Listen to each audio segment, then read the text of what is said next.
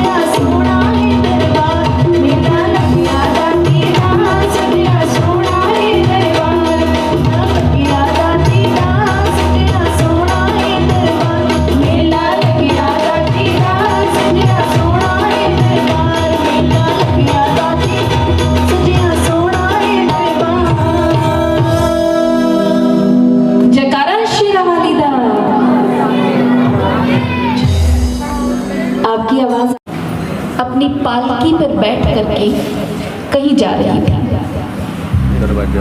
तो रास्ते में पालकी के अंदर बैठे बैठे वो एक दृश्य देखती है। वो दृश्य क्या देखती है कि सड़क के किनारे पर एक छोटा सा नन्हा सा बच्चा है, वो मिट्टी से खेल रहा है और वो बच्चा बड़ा ही प्यारा था। जब महारानी ने उस बच्चे को देखा तो महारानी को उस बच्चे पर बड़ा ही प्यार आया। उसने अपने कहारों से पालकी को रोकने के लिए कहा, पालकी रुकवाई गई और अब महारानी पालकी से नीचे उतर कर आई। और जब महारानी पालकी से नीचे उतर कर आई तो वो महारानी बच्चे के पास गई और उस बच्चे से पूछा, बेटे तुम क्या कर रहे हो? तो जानते हो उस छोटे से नन्हे से बच्चे ने क्या उत्तर दिया? उस बच्चे ने उत्तर दिया, माटी का पुतला माटी से खेल रहा है। जब महारानी ने इतने छोटे से बच्चे के मुंह से इतनी गहरी बात सुनी कि माटी का पुतला माटी से खेल रहा है तो महारानी को वो बच्चा बहुत ही अच्छा लगा। उसे अपने राज्य का भविष्य उस बच्चे में दिखने लगा। अब महारानी ने उस बच्चे से कहा, बेटे क्या तुम मेरे साथ राजमहल चलोगे, मेरे साथ रहोगे? तो जानते हैं आगे से उस बच्चे ने क्या कहा? उस बच्चे ने कहा, मैं आपके साथ चलने के लिए तैयार हूं, लेकिन मेरी कुछ शर्त है। अगर आप मेरी शर्त को पूरा कर देंगे तो मैं आपके साथ चलूंगा। अब उस महारानी ने उस छोटे से बच्चे से पूछा, अच्छा क्या शर्त है तुम्हारी? तो उस बच्चे ने कहा, पहली बात, आप मुझे एक पल के लिए भी अकेला नहीं छोड़ोगे। आप मैं जहां जाऊंगा आप हर समय मेरे साथ रहेंगे। और दूसरी मेरी शर्त है, अगर मैं रात को सोऊंगा तब भी आप जागकर मेरा ख्याल रखेंगे। तो महारानी ने कहा, बेटे तुम्हारी दोनों ही शर्त नहीं मानी जा सकती, क्योंकि मैं हर पल तुम्हारे साथ नहीं रह सकती। मुझे तो काम के सिलसिले में देशों विदेशों की यात्राएं करनी पड़ती हैं, इसीलिए मैं हर वक्त तो तुम्हें अपने साथ रख नहीं पाऊंगी। और तुम ये भी कहते हो कि रात को मैं जाग कर तुम्हारी सुरक्षा करूं, तो ये भी संभव नहीं। अगर मैं रात को जागी रहूंगी तुम्हारी सुरक्षा के लिए तो दिन के कामकाज कैसे संभालूंगी? इस रियासत के कितने कामकाज हैं मुझे, तो ये दोनों ही शर्त नहीं मानी जा सकती। तो आगे से उस छोटे से बच्चे ने कहा, तो महारानी मैं भी आपकी बात नहीं मान सकता, मैं भी आपके साथ आपके राजमहल नहीं जा सकता। महारानी ने कहा, बेटे तुम्हारी शर्त कोई भी नहीं मान सकता, फिर तुम क्या इस सड़क पर ही रहोगे? तो उसने कहा, नहीं महारानी मैं आपके साथ नहीं जा सकता क्योंकि आप मेरी शर्त नहीं मान रही, लेकिन मेरे पास एक ऐसी महारानी है जो मेरी दोनों ही शर्तें मानती है। वो महारानी कोई और नहीं, महामाई है, जो हर पल हर घड़ी हर समय मेरे साथ रहती है। जब मैं रात को सो भी जाता हूँ तब भी पूरी रात जागकर मेरी सुरक्षा करती है। मुझे अपने प्रेम वात्सल्य अपनी ममता से मेरे जीवन को सराबोर करके रखती है। अरे जिसके जीवन में ये महामाई हो उसे और किसी महारानी की जिंदगी में आवश्यकता नहीं, महारानी और किसी की आवश्यकता नहीं। भक्तों ऐसा ही होता है, जो वास्तव में उस महामाई के उस परम शक्ति के भक्त हुआ करते हैं, जो उसकी भक्ति के पथ पर चल रहे हैं, वो इस बात का भीतर ही अनुभव करते हैं कि हर पल हर घड़ी वह हर समय उस परम शक्ति की गोद में ही विचरण करते हैं। हर समय उसका कृपा हस्त हमारे सिर पर बना रहता है। इसीलिए एक भक्त को कोई सांसारिक संपदा की, सांसारिक वस्तु की लालसा नहीं होती, उसके तो दिल में एक ही अरमान होती है, एक ही भावना होती है कि किसी भी प्रकार से मैं अपनी महामाई को प्रसन्न रखूं। वो इस संसार की कामना नहीं करता कि दुनिया में जैसे खुश हो जाए, वो दुनिया को खुश करने नहीं चलता, वो तो महामाई को खुश करने चलता है, क्योंकि दुनिया तो आप कितना मर्जी लाख प्रयास कर ले वो कभी खुश हो ही नहीं सकती। एक बार क्या हुआ, एक व्यक्ति हनुमान जी की भक्ति कर रहा था। हनुमान जी प्रकट हो गए, उसकी भक्ति से प्रसन्न होकर। तो उस व्यक्ति ने कहा कि हनुमान जी, आज आप मेरी भक्ति से प्रसन्न होकर मुझे दर्शन देने आ गए, मेरा तो जीवन धन्य हो गया। हनुमान जी ने कहा, हाँ ये तो है ही। अच्छा मांगो, क्या वरदान चाहिए तुम्हें? तो आगे से उस व्यक्ति ने कहा कि भाई मुझे और कुछ नहीं चाहिए ज्यादा, आप बस ऐसा करो, इंडिया से लेकर अमेरिका तक का एक पर्सनल पुल बनवा दो, ताकि मेरी पत्नी आराम से उस पर्सनल पुल के ऊपर आराम से ड्राइविंग कर सके, कोई एक्सीडेंट का झंझट ही ना रहे, मेरी पत्नी मुझसे खुश हो जाए। हनुमान जी ने कहा, भाई ये काम मुझसे नहीं हो सकता, मेरे से नहीं, मैं नहीं कर सकता। उस व्यक्ति ने कहा, आपके लिए क्या मुश्किल है भाई, आपने देखो सागर के एक तट से दूसरे तट तक इतना बड़ा पुल बना दिया, क्या मेरी पत्नी के लिए इंडिया से लेकर अमेरिका तक का पर्सनल पुल नहीं बना सकते? मुझे तो मेरी पत्नी को खुश करना है। हनुमान जी ने कहा, भाई वो तो काम कुछ और था, मेरे प्रभु का काम था, अरे मैं ये काम नहीं कर सकता, कुछ और मांगो। उन्होंने कहा कि भाई फिर ऐसा करो, मुझे तो मेरी पत्नी को ही खुश करना है, आप कुछ ऐसा कर दो कि मेरी पत्नी को खुश कर दो। हनुमान जी ने कहा, ये जोड़े तेरे आगे हाथ, पर्सनल पुल ही बनवा देता हूँ, तेरी पत्नी नहीं खुश होने वाली। ये है जीवन की सच्चाई। जब वो भगवान भी इस संसार के अंदर एक इंसान को, इस दुनिया को खुश नहीं कर सकते, तो हम कितना मर्जी लाख प्रयास कर लें, हम कैसे इस दुनिया को प्रसन्न कर सकते हैं? लाख प्रयास करने के बाद भी दुनिया खुश नहीं होगी, लेकिन एक प्रयास यदि उसे खुश करने का कर लिया, लाख छोड़ो एक ही कर लिया, तो वो हमारे एक प्रयास से भी रीझ जाया करती है। ऐसी ही है महामाई की कृपा, ऐसा ही है उसका प्यार, ऐसी है उसकी ममता, और ऐसा ही है उसका वात्सल्य। इसीलिए भक्त ने हमेशा अपने इस मस्तक को कहीं पर झुकाया तो उसके दर पर ही झुकाया, उसके चरणों में ही झुकाया। इसीलिए वो हमेशा महामाई के चरणों में यही प्रार्थना करता है कि हे माँ, मेरा ये जो शीश है वो तेरे चरणों में, तेरे दरबार में हमेशा झुका रहे, बस तेरे प्यार की ज्योत मेरे मन में जलती रहे, तुझे ही रिझाने, तुझे ही मनाने और तुझे ही पाने मैं सदैव चलता रहूं, सदैव चलता रहूं, सदैव चलता रहूं। तो आए कुछ ऐसे ही भावों को अगले इस भजन के माध्यम से श्रवण करते हैं। लेकिन आपसे इस भजन को, इस भेंट को सुनाने से पहले एक बात पूछना चाहेंगे, आप सुनना चाहते हैं? कौन कौन सुनना चाहता है? हाथ ऊपर करके बताएंगे। तो देखो भाई, सुनने की भी कुछ शर्त है। आपको पता है श्रोता और प्रवक्ता के बीच में कड़ी क्या होती है? कब आनंद आता है प्रोग्राम का? जिस समय प्रवक्ता बोल रहा है, श्रोता उसके भाव में बहकर वैसा सा आनंद लेता है। श्रोता यदि जयकारी ना लगाए, भजन के साथ ताली ना बजाए, तो ना आपको आनंद आने वाला है, श्रोता को आनंद आने वाला है, और ना ही प्रवक्ता को आनंद आने वाला है। इसीलिए इस कड़ी को बना करके रखेंगे, जयकारा भी लगाएंगे और ताली का सहयोग भी करेंगे। जयकारा शेरा वाली दा बोल साचे दरबार की जय। आपकी आवाज फिर गायब है। हाँ जी, हाथ को समेटना बंद कीजिए, थोड़ा सा खोलिए, अभी इतनी ठंड नहीं आई है। जयकारा शेरा वाली दा।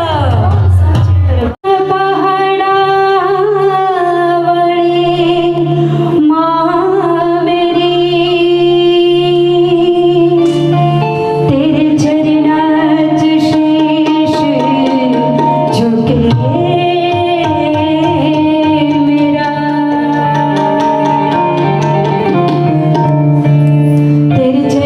शीश झुका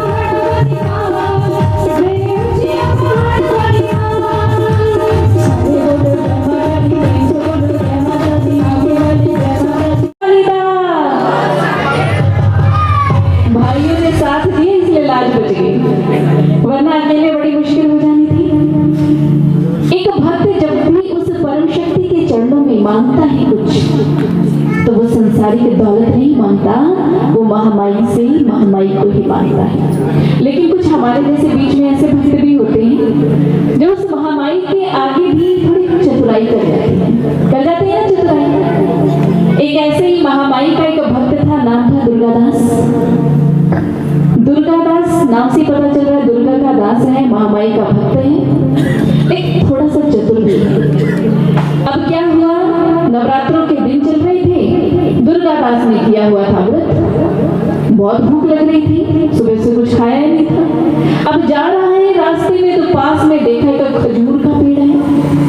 खजूर के पेड़ पर बड़े मीठे मीठे खजूर दिख रहे हैं। दुर्गादास ने सोचा फल तो खा ही सकते हैं व्रत में, उसमें तो कोई समस्या नहीं है, इसीलिए मैंने ये फल तो जरूर खाना है। दुर्गादास भूख के कारण कुछ पता नहीं लगा और उसी समय खजूर के पेड़ पर चढ़ गया, पेट भर के खजूरें खाई। लेकिन जब पेट भर गया, फिर जब धरती को देखा, 500 रुपए पक्का चढ़ा हुआ, कहीं नहीं गई माँ तेरे 500 रुपए। अब क्या हुआ, माँ के आगे प्रार्थना की तो फिर साथ में एक हिम्मत सी आई कि नहीं माँ कुछ नहीं होने देगी। थोड़ा थोड़ा करते करते दुर्गादास नीचे उतर कर आ रहा है। अब थोड़ा सा जब नीचे आया तो अब देखा कि थोड़ी दूरी घट गई है, लेकिन अभी भी बहुत दूरी है। मन में लालच आ गया, उसने कहा 500 रुपए, हे भगवान तो बड़े ज्यादा होते हैं, इस ऐसे थोड़ी ना 500 रुपए दे दे तो कैसे काम चलेगा। इसलिए दुर्गादास ने कहा माँ मुझे बस नीचे उतार दो। माँ 500 रुपए थोड़े ज्यादा होते हैं, तुम्हें तो पता ही है महंगाई इतनी चल रही है, तो ऐसा करते हैं पक्का 250 रुपए तो माँ तेरे कहीं नहीं गए, 250 रुपए कल तेरे मंदिर में कल ही आऊंगा और कल ही चढ़ा देने मैंने 250 रुपए। मैं तेरा भक्त हूँ, मैं अपनी बात से पलटूंगा थोड़ी और हिम्मत की, नीचे उतर, धीरे धीरे नीचे उतर रहा है। अब क्या हुआ, थोड़ा सा और नीचे आया तो देखा दूरी और घट गई। उसने सोचा 250 रुपए, अरे इतनी महंगाई, बच्चों का खर्चा अलग, परिवार का खर्चा अलग, पत्नी तो रोज ही पैसे मांगती रहती है, अब इतने 250 रुपए देने लग गया छोटे छोटे कामों के लिए तो बड़ी मुश्किल हो जाएगी। मन में सोचा नहीं 250 रुपए थोड़े ज्यादा है। फिर कहा माँ तो अपनी है, कोई बात नहीं, माँ से फिर बार्गेनिंग कर लेते। माँ पक्का 100 रुपए, 100 रुपए तो तेरे कहीं नहीं गए, ये तो दुर्गादास कह रहा है तेरा, इसलिए 100 रुपए माँ पक्का कल ही आऊंगा, सवेरे सवेरे माथा टेकूंगा, 100 रुपए चढ़ा दूंगा। अब क्या हुआ, थोड़ी और हिम्मत की, थोड़ा जोश आया, थोड़ा और नीचे खिसक के आया। अब देखा कि दूरी और कम रहेगी कि तो 100 रुपए तो बहुत ज्यादा है भैया, अरे 100 रुपए में कितना सामान आ सकता है, तो इतना तो बड़ा मुश्किल है। फिर सोचा चलो 50 रुपए, माँ ही मान जाएगी। अब वो कहा माँ पक्का 50 रुपए पक्का। अब अचानक क्या हुआ, पैर फिसला, धड़ाम दुर्गादास नीचे। अब जैसे दुर्गादास नीचे गिरा, कमर पकड़ के खड़ा है, आसमान की ओर देख करके कह रहा है माँ सौदा मंजूर नहीं था तो बता देती, धक्का क्यों दिया मुझे। आज इंसान की ऐसी हालत है, ईश्वर के साथ भी भक्ति को, जो लोग कुछ पाने के लिए भक्ति करते हैं, सकाम होकर भक्ति करते हैं, किसी चीज को प्राप्त करने के लिए भक्ति करते हैं, वास्तव में वो भक्ति नहीं, वो तो सौदेबाजी है। और महापुरुषों ने कहा कि यहाँ इस दरबार में सौदेबाजी से काम नहीं चलेगा, आप सिर्फ माँ से, माँ को मांगिए, देखिए जब माँ हमें मिल जाएगी तो सब कुछ ही मिल जाएगा। और ऐसा एक माँ का बड़ा ही प्यारा सा भक्त था, भक्तों बहुत ही प्यारा सा, जिसे उसके जीवन में माँ के अलावा और कुछ नहीं चाहिए था। ये भक्त कोई और नहीं, ये भक्त था भक्त श्रीधर। हर समय माँ की भक्ति में लीन रहता था। और एक दिन श्रीधर रात को साधना की अवस्था में बैठा हुआ था। जब ध्यान की अवस्था में बैठा हुआ था तो ध्यान की अवस्था में माँ उसके हृदय पटल पर प्रकट हुई और माँ ने कहा श्रीधर, मैं चाहती हूँ कि तुम अपने घर में भंडारे का आयोजन करो और उसमें तुम सारे गांव को न्योता देना, भैरवनाथ को भी न्योता देना, और तुम अपने घर भंडारे का आयोजन करो। तुम मुझ पर विश्वास रखना, मैं तुम्हारे घर में कंजक के रूप में आऊंगी और तुम्हारे सारे काज संवार दूंगी। श्रीधर भक्त के यदि जीवन पर विचार करके देखें तो इतनी तंग हाली थी श्रीधर के घर में कि 2 वक्त की रोटी का जुगाड़ भी उसके घर में उसके खुद के लिए बड़ा मुश्किल था।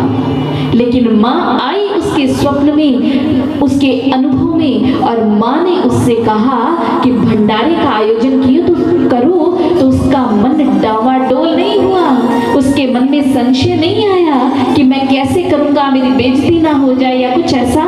उसे विश्वास था माँ पर कि मेरी माँ मेरी लाज कभी गिरने नहीं देगी, मेरी माँ मेरा सिर किसी के आगे झुकने नहीं देगी।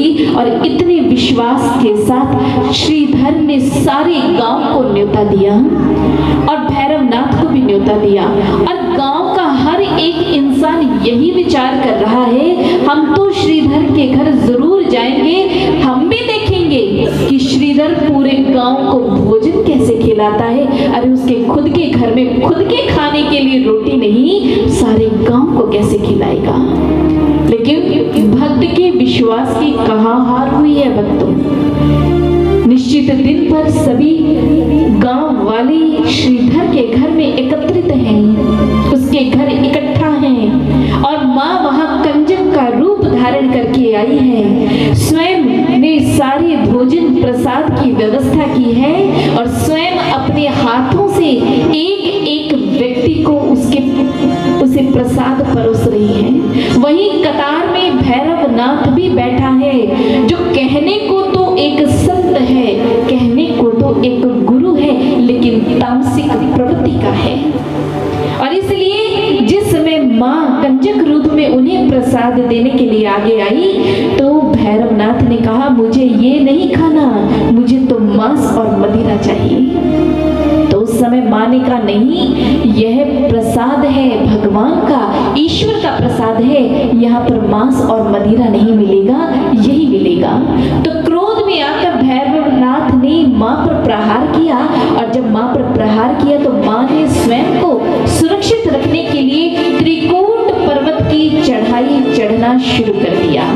ये वही पर्वत है, ये वही चढ़ाई है जिसे आज हम सभी किसके नाम से जानते हैं? हाँ जी, हाँ जी, गए तो होंगे, गए नहीं होंगे तो नाम तो सुना ही होगा। हाँ जी, बता दीजिए, संकोच मत कीजिए। हाँ जी, क्या सुनाई नहीं दिया? हमें थोड़ा ऊंचा सुनते हैं। हाँ जी, बिल्कुल सत्य कहा। हमने कहा हम ऊंचा सुनते हैं, तो आपने हमारी समस्या को समझ लिया और आपने बता दिया कि माँ वैष्णो देवी की यात्रा। अब माँ जा रही है वैष्णो देवी की यात्रा पर, त्रिकूट पर्वत पर। अब माँ को अकेले भेजेंगे तो अच्छा नहीं लगेगा ना, हम भी चले साथ में माँ के। हाँ जी, बता दीजिए, बता दीजिए। भाइयों ने हाथ खड़े कर दिए। अब हमारी बहनें सोची घर पे तो बता के नहीं आई कि वैष्णो देवी जाना है। अब घर पर अगर लेट पहुंचे तो घर वाले क्या कहेंगे? नहीं नहीं, ऐसी कोई डर की बात नहीं है, हम आपको फिजिकली नहीं लेकर के जाएंगे, हम आपको मेंटली लेकर के जाएंगे, मानसिक रूप से लेकर जाएंगे, मानसिक यात्रा करेंगे। चले? अभी भी संकोच है, अभी भी संकोच है। जानते क्या संकोच है? बता दें। संकोच है कि बहन जी ऐसे कैसे जाएंगे? अरे जाने के लिए पहले बुलावा तो आना चाहिए। अरे बुलावे की चिट्ठी जब तक नहीं आएगी तो बिना बुलावे के कैसे जाएं? तो भक्तों, बुलावे की चिट्ठी तो आपको मिल चुकी है। आप कहेंगे हमारे पास तो कोई निमंत्रण पत्रिका नहीं आई, कोई चिट्ठी नहीं आई। वो जमाना गया जब पहले चिट्ठियां आया करती थी लेटर बॉक्स में, ऐसी कोई चिट्ठी हमारे घर नहीं पहुंची। तो आपको बता दें, जिस दिन आप लोग पैदा हुए, जिस दिन हम लोगों ने इस संसार में अपनी नेत्र खोले, उस दिन से ही ये चिट्ठी हमें मिल गई। और इस चिट्ठी का नाम कुछ और नहीं, ये हमारा मानव तन ही तो है, ये हमारा मानव का शरीर ही तो है, ये मानव की योनि ही वास्तव में वो बुलावे की चिट्ठी ही तो है, जिसे आज तक हम समझ नहीं पाए, जिसे आज तक हम अपने जीवन में जान नहीं पाए। महापुरुष कहते हैं वो जीवात्माएं इस संसार में धन्य हैं जिन्हें ये मानव का शरीर मिल जाया करता है। संत तुकाराम जी अक्सरात एक बात कहा करते थे, वो कहते थे धन्य धन्य है यह नर देह, यह है अपूर्वता का गेह। ये मानव शरीर धन्य है क्योंकि इसी शरीर के द्वारा उस अलौकिकता को, उस अपूर्वता को प्राप्त किया जा सकता है। इसके अलावा और कोई माध्यम नहीं है, इसके अलावा और कोई साधन नहीं है। और यही बात ऋषि वेदव्यास जी कहते हैं श्रीमद् भागवत महापुराण में। वो कहते हैं गुह्यम ब्रह्म तदिदं वो ब्रवीमि न हि मनुष्यात् श्रेष्ठं हि किंचित, कि आज मैं आपके सामने एक गोपनीय रहस्य रखने जा रहा हूँ कि इस संसार में मनुष्य तन की तुलना में और कोई श्रेष्ठ नहीं, क्योंकि इसी तन के द्वारा ही तो उस परम शक्ति को प्राप्त किया जा सकता है। लेकिन हमारे जीवन की हालत तो देखिए कैसी है। हमें हमारे जीवन में हर चीज का ध्यान है, हर चीज की समझ है, लेकिन हमें हमारे जीवन के लक्ष्य की ही समझ नहीं है। एक बार क्या हुआ, एक कंपटीशन हुआ। ध्यान से सुनना, ध्यान से सुनेंगे तभी बात समझ में आएगी। कंपटीशन हुआ कि जो 100 चुटकुले सुन लेगा, 100 चुटकुले सुनने के बाद भी जो हंसेगा नहीं, उसे फर्स्ट प्राइज 1 लाख का मिलेगा, 1 लाख का पुरस्कार मिलेगा। बड़े बड़े लोग आए, दावे किए कि हम 100 चुटकुले सुनेंगे और 100 चुटकुले सुनने के बाद भी नहीं हंसेंगे। लेकिन जब चुटकुला उन्हें सुनाया जाता, कोई 5 में हंस पड़ता, कोई 10 में हंस पड़ता, 25 तो कोई क्रॉस ही नहीं कर पाया, कोई नहीं जीत पा रहा था। लेकिन एक व्यक्ति था बड़ा ही यूं कह लो बोरिंग था। उसने कहा कि भाई मैं ये इस कंपटीशन में मैं पार्टिसिपेट करूंगा, आप मुझे सुनाइए चुटकुले। अब चुटकुले सुनाने शुरू कर दिए। 10 की गिनती क्रॉस हुई, 20 की गिनती क्रॉस हुई, 30, 40, 50, 60, 70, 80, 90 भी क्रॉस हो गए। लेकिन इतने चुटकुले सुनाने के बाद मजाल है, उसके होठों पर जरा सी मुस्कुराहट भी आए, हंसना तो दूर की बात है। अब क्या हुआ, 97 चुटकुले सुना दिए गए। अब 98 वाला चुटकुला सुनाया जा रहा था कि उस समय उस व्यक्ति के मुख पर हल्की हल्की सी मुस्कुराहट आई। वहीं कतार में खड़ी थी पत्नी, पत्नी ने कहा देखो बस 2-3 चुटकुले और रह गए, अब नहीं हंसना, हम 1 लाख जीत जाएंगे। अब वो अपने आप को रोक रहा है। अब क्या हुआ, जब 99 वाला चुटकुला सुनाया तो वो तो पेट पकड़ पकड़ के हंसने लगा, जोर जोर से। पत्नी आ गई लड़ने के लिए, एक ही तो चुटकुला रह गया था, एक चुटकुला और सुन लेते, ना हंसते तो 1 लाख नहीं जीत जाते, तुम हंसे क्यों? इतने चुटकुले सुनने के बाद नहीं हंसे तो अब क्यों हंसे? उसने कहा रे भाग्यवान, जो पहला चुटकुला सुना था ना वो मुझे अब समझ में आ गया था, इसलिए मुझे हंसी आ गई। कहीं ऐसी हालत हमारी भी ना हो जाए भक्तों, सारी जिंदगी हम हमारे जीवन के बारे में सुनते रहें, लेकिन कुछ समझ में ना आए। अंतिम समय में, अंतिम काल में जाकर के समझ में आई अपने जीवन के लक्ष्य के बारे में कि ये जीवन मिला क्यों था, किस कारण से आई थी इस संसार में। और जब जीवन की समझ आई तब हमारे पास समय है ना। इसीलिए किसी ने बड़ा ही सुंदर कहा कि जीवन में 2 चीजों का एक साथ आना बड़े भाग्य की निशानी है, कि जीवन में समय और समझ एक साथ इंसान के पास में हो। समझ भी हो कि उसे क्या करना है और उसके पास टाइम भी हो उसे करने के लिए। ये बड़ी ही मुश्किल से मिलता है ऐसा जीवन में संजोग। आज इंसान के पास में समझ होती है तो समय नहीं है, समय है तो समझ नहीं है। इसीलिए महामाई के चरणों में यही प्रार्थना करें कि महामाई आज तुमने हमें अपने चरणों में बिठाया है, ये समय और समझ दोनों एक साथ देना। तेरी इस बुलावे की चिट्ठी को समझकर, इस मानव जीवन की कीमत को समझ करके हम तेरे बुलावे पर, तेरे दरबार में आई, क्योंकि चलो बुलावा आया है। हाँ जी, किसने बुलाया है? किसने बुलाया है? भाई आपको एक शर्त पर लेकर जाएंगे। अब इतनी देर से हम सुना रहे हैं ना, आप आराम से सुन रहे हैं। अब आगे बढ़ने से पहले हमारी शर्त है, पूरी करोगे? कौन कौन पूरी करेगा? देख लो, आपने हाथ ऊपर करके प्रॉमिस किया है।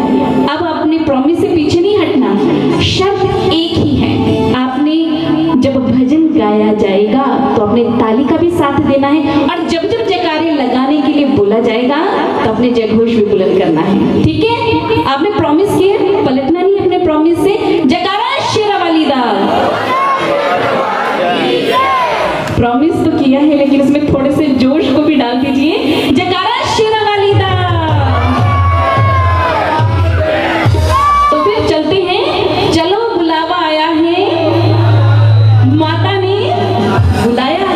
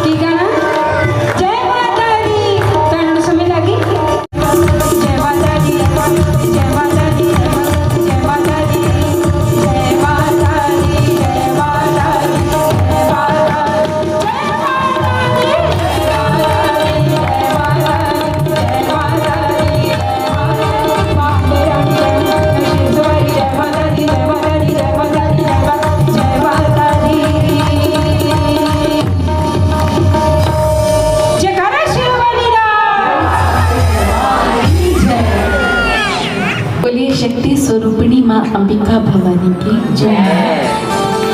बोलिए शक्ति स्वरूपिणी माँ अंबिका भवानी की जय। साचे दरबार की जय। माँ जा रही है त्रिकूट पर्वत की ओर। वास्तव में यहाँ दुर्गा माँ, माँ वैष्णो माँ प्रतीक है एक जीवात्मा का, और जो भैरवनाथ उनके पीछे है, उन पर प्रहार करने के लिए बढ़ रहा है, वास्तव में ये एक तामसिक विकारों का, तामसिक विचारों का, दुष्प्रवृत्तियों का प्रतीक है। और यदि जीवात्मा को इन विकारों से बचना है तो उसे ऊंचाई के पथ की ओर बढ़ने की जरूरत है, जैसी माँ वैष्णो देवी जा रही है। जब माँ वैष्णो देवी आगे बढ़ रही है तो क्या हुआ, उनके दो अंग रक्षक लंगर और वीर वो भी उनके साथ हो गए।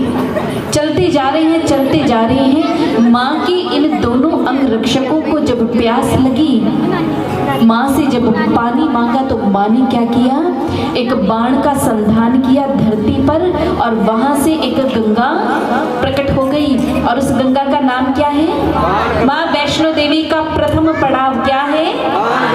बाण गंगा, पानी ठंडा, जो नहावे सो हो जाए चंगा।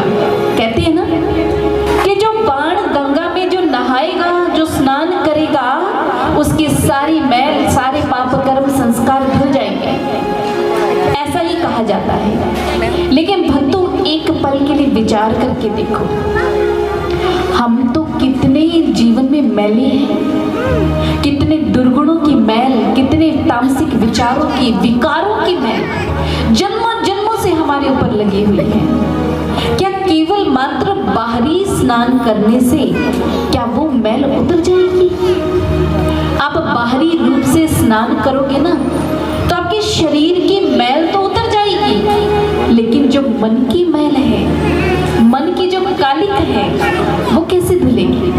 नहीं। ये बाण गंगा जो है, आप देखिए, जो आज जो देवी माँ है आगे बढ़ रही है, एक एक पड़ाव हमें हमारे जीवन में कुछ आध्यात्मिक संदेश दे रहा है। जब तक हम उन आध्यात्मिक संदेशों को प्राप्त नहीं करेंगे, बाहरी रूप से आप कितना मर्जी वहां पर जाकर स्नान कर ले, उस आध्यात्मिक तीर्थ पर जाकर बार बार जाकर, कितनी बार जाकर भी नतमस्तक हो जाए, उसका संपूर्ण लाभ, उसका संपूर्ण फल हमें हमारे जीवन में कभी नहीं मिल सकता। इसीलिए आज हमने आपको पहले ही कहा कि हम लोग एक यात्रा करेंगे, और ये यात्रा मानसिक भी है और साथ में आध्यात्मिक भी है। इस यात्रा के हर एक पड़ाव के पीछे जो आध्यात्मिक कारण हैं, उन कारणों को भी समझना बहुत जरूरी है।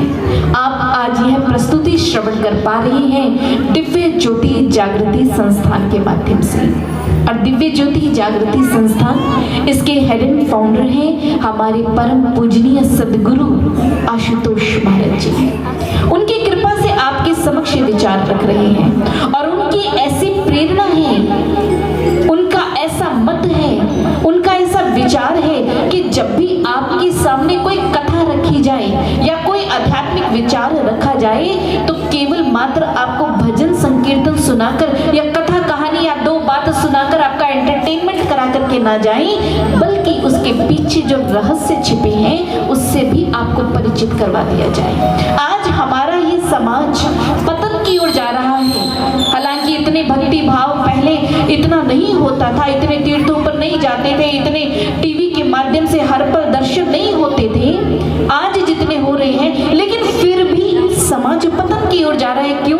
क्योंकि इसके पीछे जो रहस्य है, जो आध्यात्मिक कारण है, जो मूल है, जो रूट है, जो उसकी जड़ है, उससे आज का इंसान, आज का मानव, आज का समाज जो है वो परिचित नहीं है। इसी कारण हमारे अंदर इतनी गिरावट आ रही है। यदि इंसान इसे समझ जाए, जान जाए, अपने घट के भीतर उतार ले, तो वास्तव में हम लोग इंसान बन जाएंगे, और इंसान तो क्या, नर से नारायण बनने की यात्रा पर आगे बढ़ जाएंगे। तो बाण गंगा एक ऐसा ही पड़ाव है जो हमें हमारे जीवन में कुछ समझाता है। ये बाण गंगा वास्तव में सत्संग विचारों की गंगा है।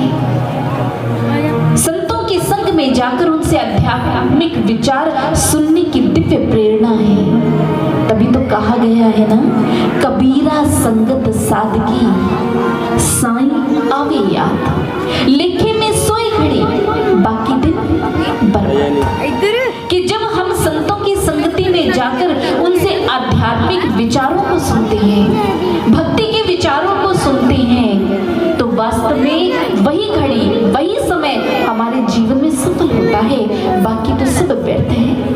आप देखो, घर में बैठ करके आपको आलोचनाएं सुनने को मिल जाएंगी, निंदाएं सुनने को मिल जाएंगी, चुगलियां सुनने को मिल जाएंगी, गलत विचार सुनने को मिल जाएंगे, लेकिन ये तो संतों की संगति ही होती है जो स्वयं भी ईश्वर के ध्यान में लीन रहकर स्वयं भी उसका गुणगान करते हैं और आपसे भी गुणगान करवाते हैं। आप देखिए, यहाँ हम शुरुआत से कोशिश कर रहे हैं, आपसे कभी जयकारे लगवा रहे हैं, कभी आपसे ताली बजवा रहे हैं, कभी आपको प्रेरित कर रहे हैं कि आप उसकी महिमा को गाओ, क्योंकि हमारा ये जो शरीर है ना भक्तों, इस शरीर का हर एक अंग हमें उसके लिए ही तो, उसकी सेवा करने के लिए तो हमें प्रेरित कर रहा है। ये आंखें प्रेरित करती हैं कि हम उसका दर्शन करें, ये कान हमें प्रेरित करते हैं उसकी महिमा को सुने, ये जीभ हमें प्रेरित करती है कि उसकी महिमा को गाएं, ये हाथ प्रेरित करते हैं कि हम उसकी सेवा करें, ये पैर हमें प्रेरित करते हैं कि उसके दरबार में चल करके जाएं।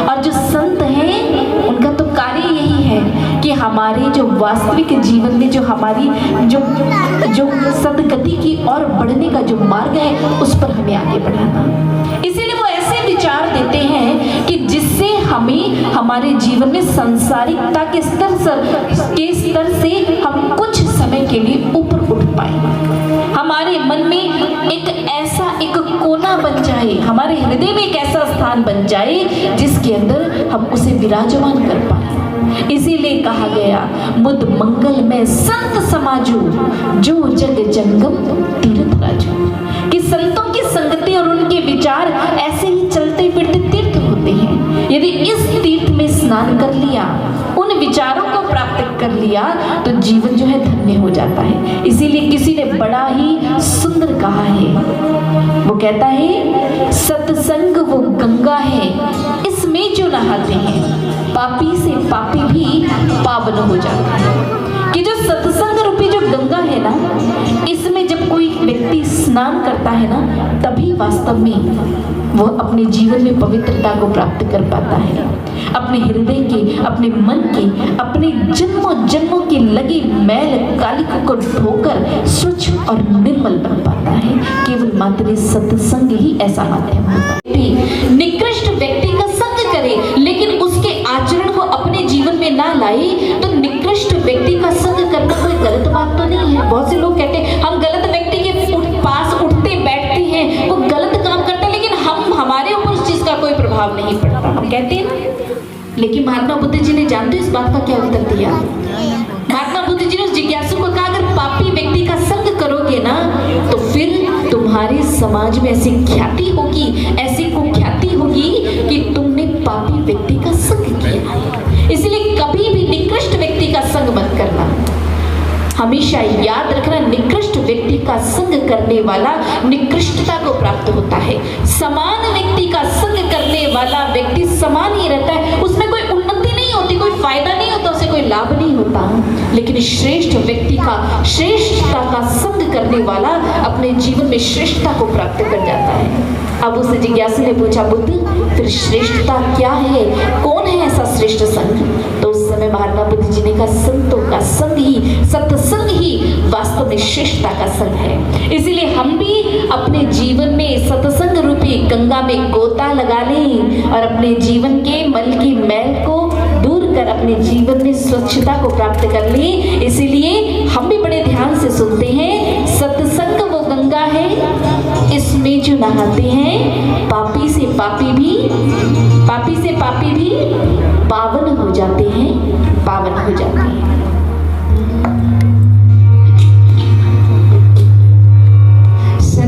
संग वो गंगा है इसमें जो नहाते हैं, सत्संग वो गंगा है इसमें जो नहाते हैं।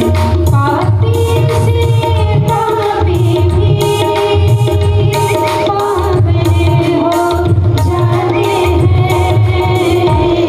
सत्संग वो गंगा है इसमें जो नहाते हैं, सत्संग वो गंगा है इसमें जो नहाते हैं।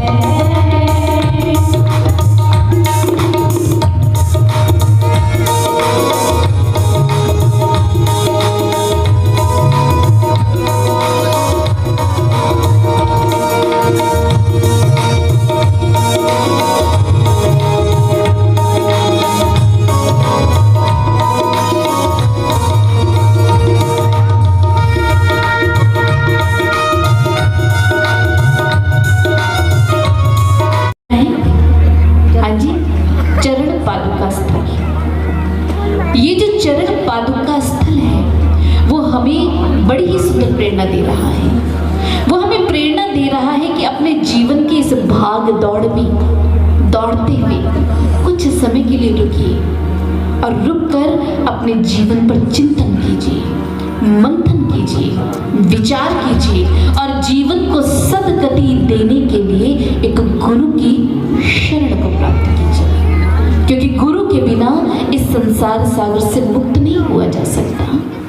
ये संसार का अटल नियम है जो ना कभी भूतकाल में बदला था, ना वर्तमान में बदला है और ना ही भविष्य काल में बदलने की इसकी किसी भी प्रकार की कोई भी पॉसिबिलिटी है, कोई भी संभावना नहीं। गुरु के बिना कोई भी पार नहीं हो सकता, गुरु की शरण तो चाहिए।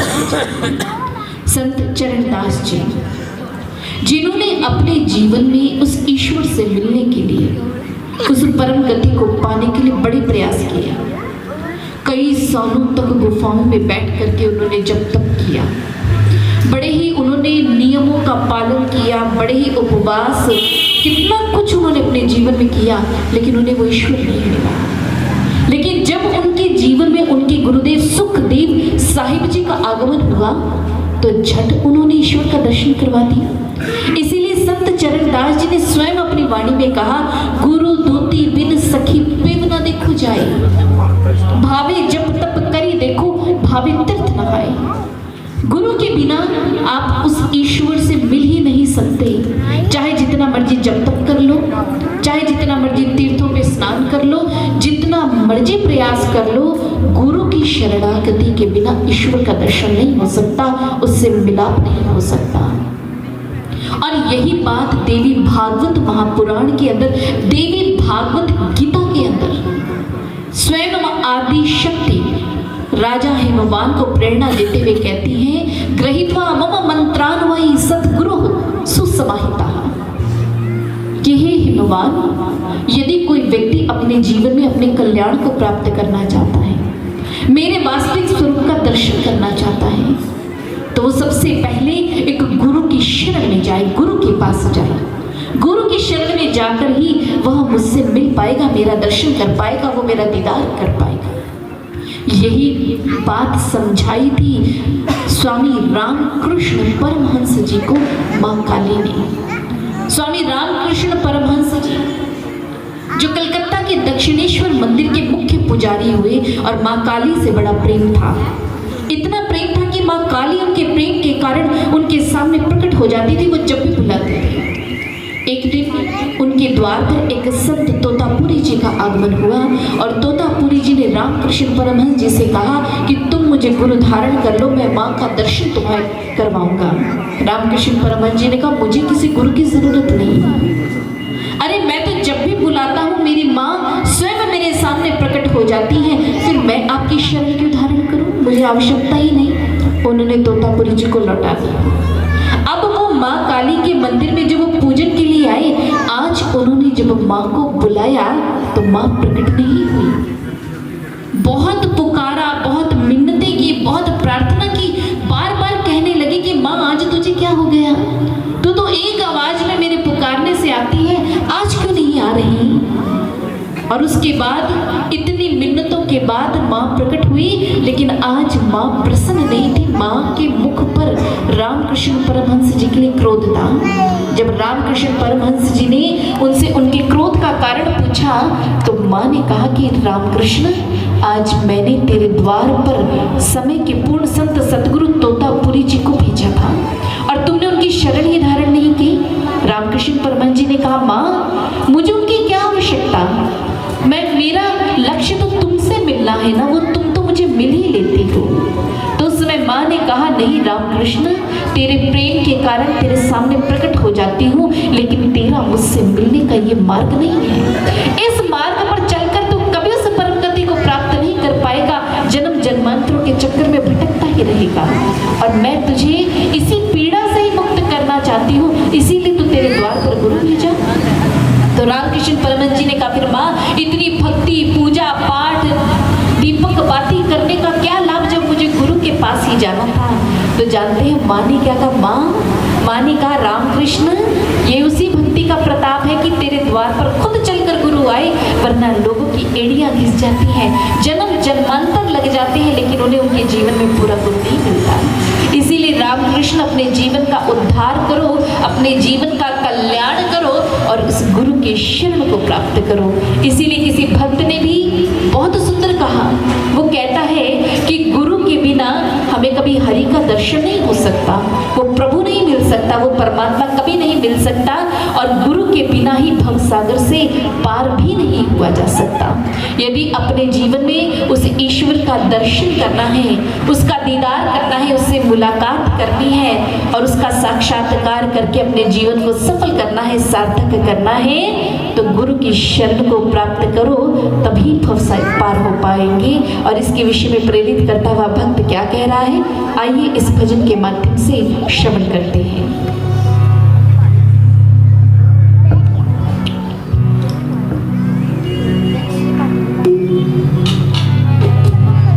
बिन गुरु के कैसे हरि मिलेंगे, बिन गुरु कैसे भव पार करेंगे, बिन गुरु के कैसे हरि मिलेंगे, बिन गुरु कैसे भव पार करेंगे, बिन गुरु के कैसे हरि मिलेंगे, बिन गुरु कैसे भव पार करेंगे, बिन गुरु के कैसे हरि मिलेंगे, बिन गुरु के कैसे हरि मिलेंगे, बिन गुरु कैसे भव पार करेंगे, बिन गुरु के कैसे हरि मिलेंगे, बिन गुरु कैसे भव पार की जयकारा शेरा वाली दा।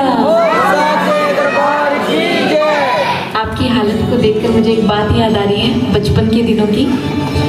आजकल तो बड़ी फैसिलिटी है टीवी देखने के लिए, आराम से स्मार्ट टीवीज हैं, आराम से सिग्नल कैच कर लेता है। लेकिन हमारे टाइम के अंदर, बचपन के अंदर है ना, एंटीने होते थे, शायद आपको याद हो। जब टीवी देखा करते थे ना, तो वो एंटीना कभी कभी हवा से घूम जाता था, तो फिर नीचे कुछ दिखाई नहीं देता था। तो क्या करते थे, एक जना नीचे खड़ा होता था, दूसरा भाई या बहन छत पर पहुंचा होता था, ऊपर वाला एंटीना घुमाता था, आवाज देता था, हाँ भाई कुछ आया, नीचे वाला कहता था नहीं है। फिर वो एंटीना घुमाना उसने, फिर गोल गोल घुमाना, हाँ जी अब कुछ आया, फिर नीचे से आवाज आती थी, पिक्चर आ रही है, आवाज गायब है, आवाज नहीं आ रही। फिर एंटीना घुमाना, हाँ जी अब कुछ आया, अब आवाज आ रही है, पिक्चर नहीं आ रही। फिर एंटीना घुमाना, हाँ जी अब आया, हाँ अब आवाज भी आ रही है और पिक्चर भी आ रही है। आप लोगों के साथ भी ऐसे ही है, जब भी आपको जयकारा लगाने के लिए बोलते हैं, कभी कभी जो है आवाज आती है, पिक्चर नहीं आती, कभी पिक्चर आती है तो आवाज नहीं आती। थोड़ा कॉम्बिनेशन बना लीजिए, देखना आपको भी कितना आनंद आएगा। जयकारा शेरा वाली दा। इधर आवाज भी है और पिक्चर भी है, इधर सिर्फ पिक्चर है, आवाज गायब है। तो थोड़ा जोश दिखाइए, बोलिए जय माता दी। क्या बात है, बहनों के लिए तालियां बजा दीजिए। सारे प्रोग्राम में अब इन्होंने प्रॉपर साथ दिया है, तो एक बार फिर से बोलिए जय माता दी। भगवत प्रेमियों, बाण गंगा और और चरण पादुका स्थल इस पड़ाव के पश्चात अब माँ भैरवनाथ से बचते हुए आगे बढ़ रही है और आगे बढ़ते बढ़ते वो एक गुफा के द्वार पर जाकर खड़ी हो गई। और जिस समय माँ वैष्णो देवी इस गुफा के द्वार पर खड़ी हैं, एक साधु वहां पर पहुंच गए। तो माँ ने साधु से कहा, साधु महोदय, मैं अंदर साधना करने के लिए जा रही हूँ, आपने यहाँ पर खड़े होकर सतर्क रहना है और किसी को अंदर नहीं आने देना है। वो संत अपनी सेवा में है साधु। माँ अंदर चली गई हैं, एक गुफा जैसी है, गर्भ गुफा, उसके अंदर जाकर के साधना में लीन हो चुकी है। अब जब भैरवनाथ वहां पर आया तो उस समय उस संत ने कहा कि भैरवनाथ, तुम अंदर नहीं जा सकते। भैरवनाथ ने कहा, जो अंदर साधना में बैठी हैं, मुझे उनसे विवाह करना है। तो आगे से उन संत ने कहा, ये तो आदि कुंवारी है, जन्मों जन्मों से उस परमात्मा के द्वारा वर्ण किए जाने की प्रतीक्षा में है, ये तुमसे विवाह कभी नहीं करेंगी। और उसके बाद में आदि कुंवारी वहां पर एक मंदिर बना दिया गया उसी गुफा के मुख्य द्वार पर ही। और वो जो गुफा है जिसमें मां साधना की अवस्था में लीन हुई है, उसका जो स्ट्रक्चर है, उसकी जो बनावट है, वो एक गर्भ की तरह है। और ग्रंथ ये भी बताते हैं कि उस गुफा के अंदर मां ने लगभग 9 महीने साधना की थी और उसके पश्चात 9 महीने साधना के पश्चात उस गुफा के पिछली दीवार पर प्रहार करके मां आगे बढ़ गई थी। भगवत प्रेमियों, देखिए कितना गहरा रहस्य इसमें भी छिपा हुआ है। यदि हम लोग इसे समझने की कोशिश करें तो जिस समय एक व्यक्ति संतों की संगति धारण करके उनकी शरण प्राप्त करके उनसे विचारों को ग्रहण करता है, उसके आध्यात्मिक विचार उसके जीवन में आते हैं, तो उसके भी जीवन का जो विजन है, उसका जो दृष्टिकोण है, वो बदल जाता है। वो भी समझ जाता है कि मेरी ये जो आत्मा है जन्मों जन्मों से आदि कुंवारी है, अर्थात उस परमात्मा से मिलन के लिए तरस रही है। आत्मा चाहे पुरुष के अंदर है, चाहे वो एक नारी के अंदर है, आत्मा नारी स्वरूप ही होती है। और प्रत्येक आत्मा का पति, प्रत्येक आत्मा का वर, वो केवल मात्र वो ईश्वर ही है। और उसे प्राप्त करने के लिए ही हमारा इस संसार में हमारा जन्म इस मनुष्य शरीर के अंदर हुआ है। और महापुरुष कहते हैं, ये आदि कुंवारी, ये जो मंदिर है, ये मंदिर हमें संदेश देता है कि अपनी आत्मा का मिलन उस परमात्मा से करवाओ। लेकिन कैसे? अब वो देखो गुफा जिसमें माँ ने 9 महीने, ध्यान से सुनना, 9 महीने साधना की है। उसका जो स्ट्रक्चर है, उसकी जो बनावट है, वो एक गर्भ की तरह है। आप देखो, जब एक बच्चा माँ के गर्भ में होता है, वो भी लगभग 9 महीने का ही समय अपने माँ के गर्भ में व्यतीत करता है। और शास्त्र ये भी बताते हैं कि जिस समय वो बच्चा माँ के गर्भ में होता है, तो हर श्वास के साथ उस ईश्वर का, उस परमात्मा का सुमिरन करता है, उसके नाम के चिंतन के साथ में जुड़ा हुआ होता है। आप देखो, जब बाहरी उस गुफा के अंदर प्रवेश करते थे तो पंडित जी एक बात कहा करते थे कि जय माता की बोलोगे तभी इसे पार कर पाओगे, वरना इसी के अंदर बीच में अटक कर रह जाओगे। ये देखो कितना गहरा संदेश है कि जैसे बच्चा माँ के गर्भ में उस ईश्वर के सुमिरन के साथ में जुड़ा होता है, ठीक ऐसे ही हमें भी अपने जीवन में इसी प्रकार से उसके सुमिरन के साथ में, उसके भक्ति के साथ में, उसकी याद के साथ में अपने जीवन में हर समय जुड़े रहना है। ऐसे जुड़ना है, इस प्रकार से जुड़ना है कि हमारे संसारिक कामकाज न रुके, बल्कि कैसे हो, हाथ पांव कर काम सब चित्त निरंजन लाल। हाथ पांव से हमें संसार के कार्य करें, लेकिन हमारा चित्त, हमारा जो मन है, वो ईश्वर में रमा रहे। बहुत से लोग कहते हैं बहन जी कोशिश बड़ी करते हैं, लेकिन हो नहीं पाता। हमारा तो हाथ भी संसार के काम करता है तो मन भी साथ ही उसके साथ ही लग जाता है। हमारा ध्यान संसार की ओर जाता है, भगवान की ओर, उस करतार की ओर तो जाता ही नहीं। इसका सबसे बड़ा कारण यही है क्योंकि हमने संसार को देखा है, संसार में विचरण करते हैं, संसारिक लोगों से व्यवहार है। इसी कारण से हमारे ध्यान में, हमारे मन में, हमारे चिंतन में संसार बसा है। परंतु अभी तक हमारा मिलन उस ईश्वर से नहीं हुआ। इसी कारण से हमारा मन, हमारा ध्यान, हमारा चिंतन भी उस ओर नहीं जाता। इसलिए सबसे पहले उससे मिलना पड़ेगा, उसका दर्शन करना पड़ेगा, उसका साक्षात्कार करना पड़ेगा। और वो कौन करवाएगा? वो करवाएंगे संत सद्गुरु। आप देखिए, माँ उस गर्भगृह को, उस गर्भकुंड को पार करके दूसरी ओर निकल गई। ये प्रतीक है एक जन्म का, दूसरे जन्म का। और एक इंसान का भी जन्म 2 बार होता है। आप कहेंगे बहन जी ये क्या बात बता रही हैं, 2 बार जन्म कैसे? एक ही बार होता है, एक ही बार जन्मता है, एक ही बार मरता है। सांसारिक रूप से तो ऐसा ही होता है, लेकिन आध्यात्मिक रूप से ऐसा नहीं होता। एक व्यक्ति माँ के गर्भ से जन्म लेता है, लेकिन उसका अंत कहाँ होता है? उसका अंत होता है शमशान में। जो माँ के गर्भ से पैदा होता है उसका अंत होता है शमशान में। लेकिन एक और जन्म होता है जिस जन्म को आध्यात्मिक जन्म कहा जाता है। और ये आध्यात्मिक जन्म केवल मात्र स्पिरिचुअल मेंटोर, एक परफेक्ट मास्टर, एक पूर्ण सतगुरु की कृपा से ही होता है। हमारे ग्रंथों में तो ये तक कह दिया गया, unless a man be born again he can not see the kingdom of God. जब तक एक इंसान का जीवित रहते जीवन काल में दोबारा जन्म ना हो जाए, तब तक वो उस ईश्वर के साम्राज्य में प्रवेश नहीं कर सकता। उसे द्विज, आपने नाम सुना होगा, द्विज बनने की आवश्यकता होती है। ये द्विज कैसे बना जाता है? ये द्विज बना जाता है एक गुरु की कृपा से। अथर्ववेद में कहा गया, आचार्य उपनयमानो कृणुत गर्भवन्तः, कि जिस समय एक व्यक्ति जब पूर्ण सतगुरु के पास जाता है तो वो पूरा गुरु उसे आध्यात्मिक गर्भ में धारण करता है और उसके मस्तक पर हाथ रख के उसका आध्यात्मिक जगत में जन्म करवाता है। और इसका अंत शमशान में नहीं, अनंत में होता है। और वो होती, ये प्रक्रिया क्या है? सबसे पहले सतगुरु हमारे मस्तक पर हाथ रखते हैं, मस्तक पर हाथ रख के दिव्य दृष्टि को खोलते हैं, क्योंकि परमात्मा को इन दोनों आंखों से नहीं देखा जा सकता।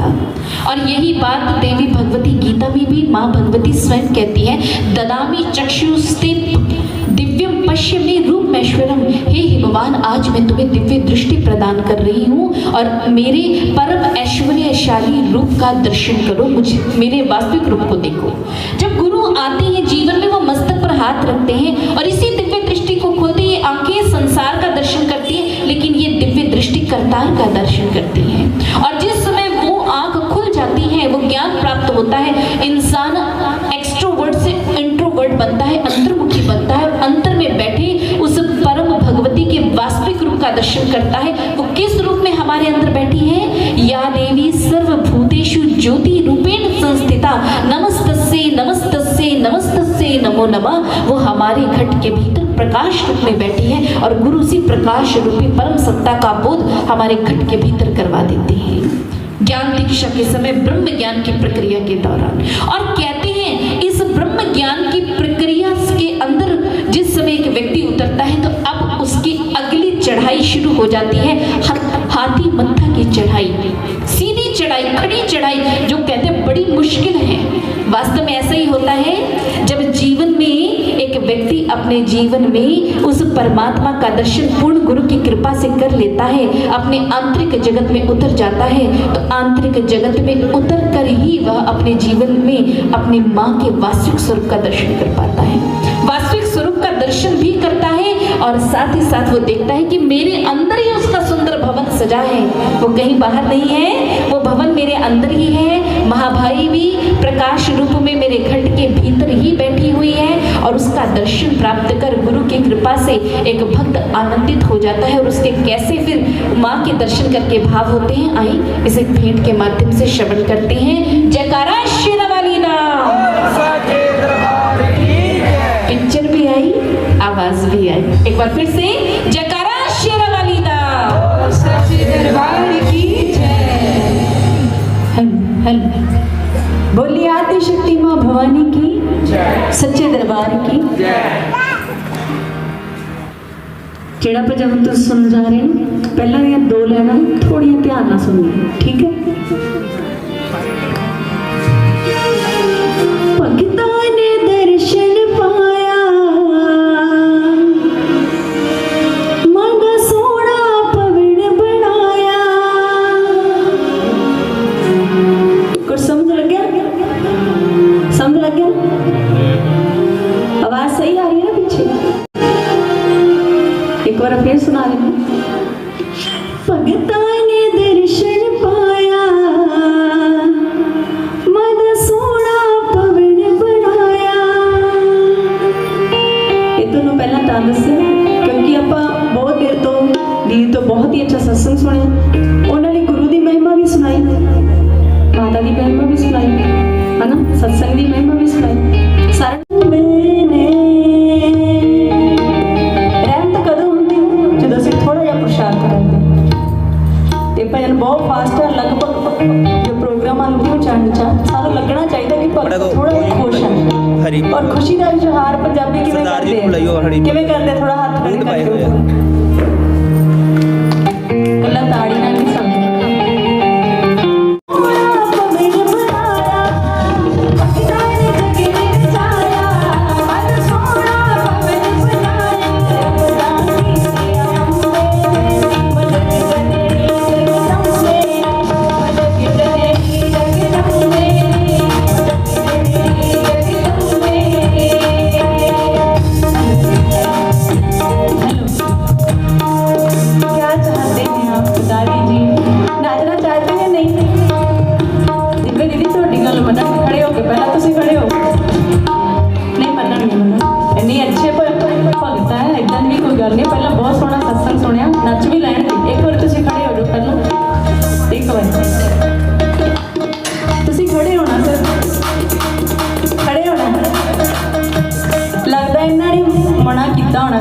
नचो मैनू भी नचना पैना, तुसीं मना करे ना, वैसे नच लैणगे। असीं भजन भी शुरू करना, देखो फिर तुसीं इत्थे बैठे रहोगे, बाद च खाना भी नहीं मिलना। नचणगे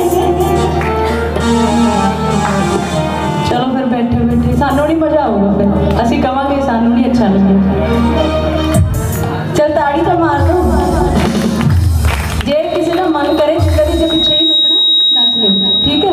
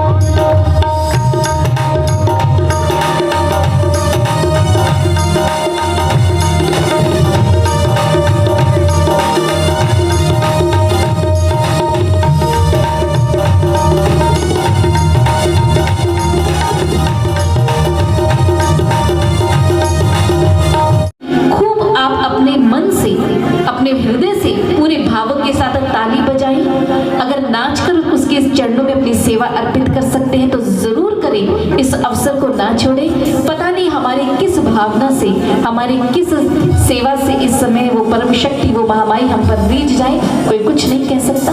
इसलिए आए सभी मिलकर इस लास्ट भजन के साथ अपने भावों को महामाई के साथ, उनके चरणों के साथ जोड़ देते हैं।